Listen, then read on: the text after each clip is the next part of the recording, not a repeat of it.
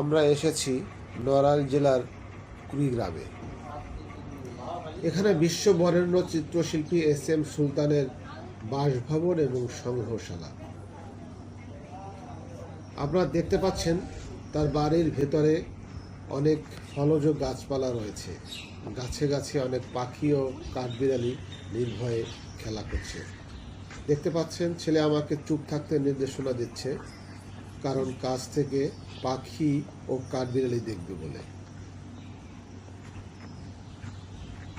ছেলে এবং ছেলের মা গুটি গুটি পায়ে সামনে এগুচ্ছে, যেন পাখি ও কাঠবিড়ালি ভয় পেয়ে দূরে চলে না যায়।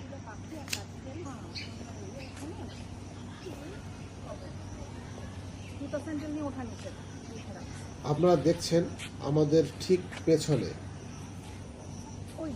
বিশ্ববরেণ্য চিত্রশিল্পী SM সুলতানের বাসভবন এবং তার একেবারে সামনে রয়েছে তার সমাধিস্থান।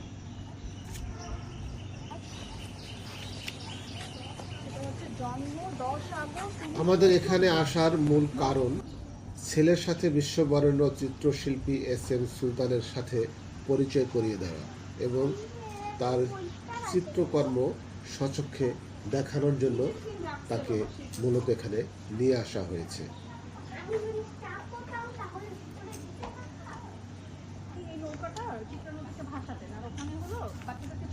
এই গেটের বাইরে সুলতানের তৈরি করা নৌকাটি রয়েছে। ভুলবশত ভিডিও করা হয় না, তবে সুলতানের নৌকা তৈরির পেছনের গল্পটা আপনাদের জন্য ধারণ করলাম।